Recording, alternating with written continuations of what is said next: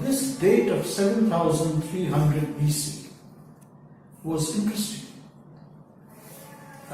Also, another Indian astronomer,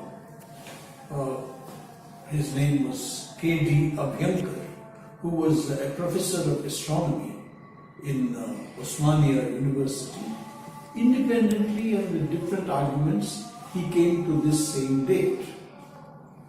At that stage, I was only half satisfied, because we need, ultimately, as they say, concrete evidence, archaeological evidence.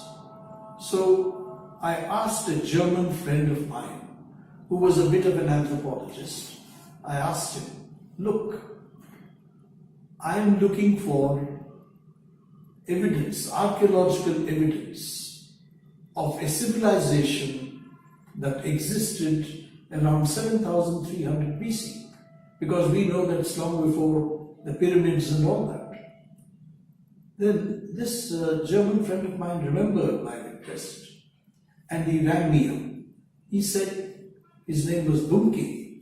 So he said that there is exactly this date for a civilization which I have located in a German magazine. Unfortunately, this will not, satisfy your question perhaps, because this civilization has been found in Turkey. I told him, no, nothing like that. We are now talking about humanity, the history of human beings, no question of India and Turkey or wherever. So please send me that article. He sent me that article, and when I saw it, I was stunned, because apart from all the other things, the article had a picture of a Vedic priest with a pigtail. Now this was really something enormous. This dealt with a place called Nevali Shori, which was going down under the Aswan Dam.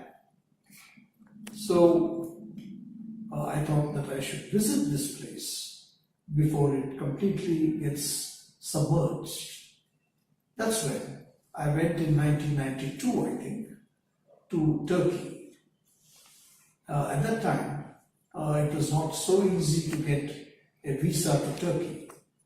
And I was told that, look, for what purpose are you going? Luckily, there was an Indian in the Turkish embassy to whom I explained over the phone, and he said, don't say all those things that you're going to find the Vedic civilization. You will not get the visa.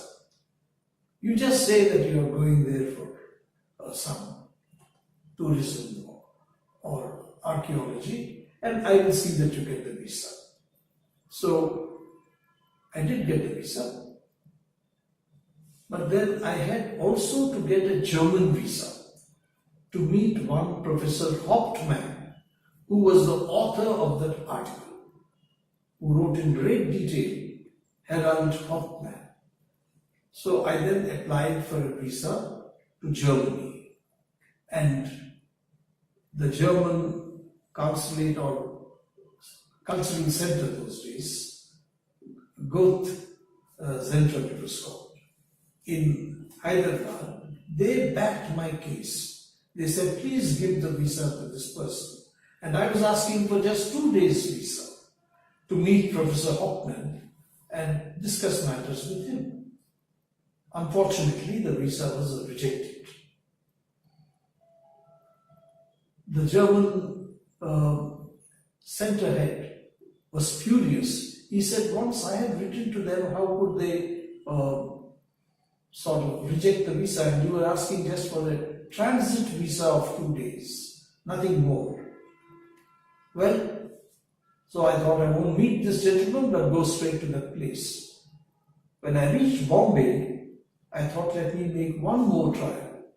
So I rang up the German consulate in Bombay, And there, luckily, I could speak to an Indian, and I explained to the Indian why I was going to Germany and why I needed no more than 2 days.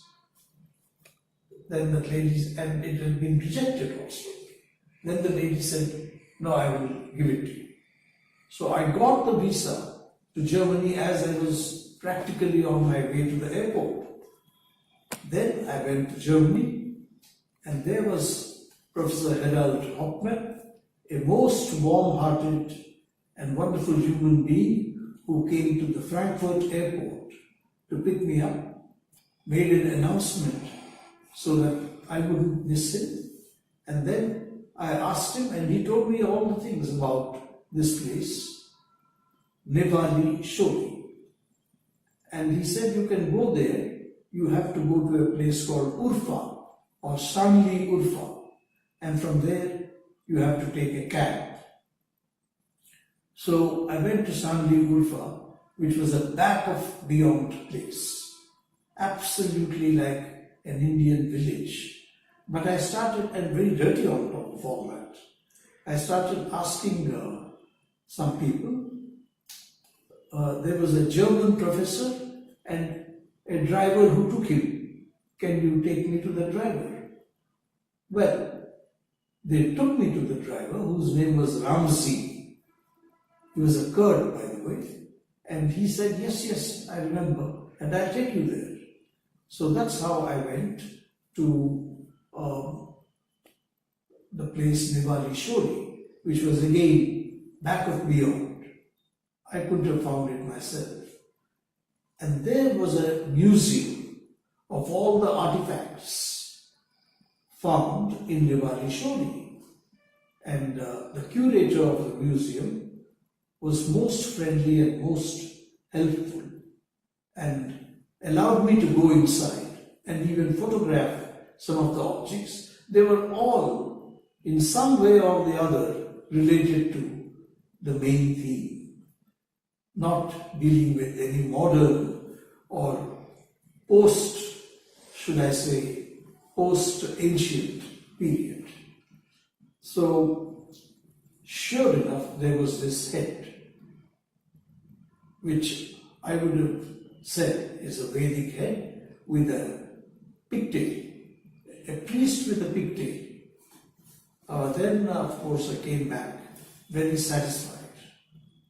But at that time, I had written this book called Celestial Key to the Vedas.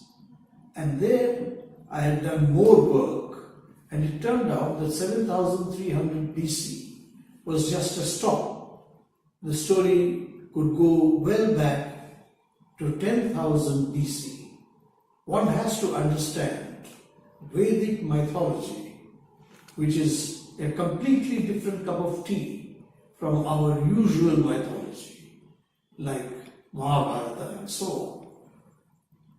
So I could then extend the date to 10,000 BC, at least. And then it turned out that some excavations were being made by a German team not far from Nevali Shori, where there were indeed traces of 10,000 BC.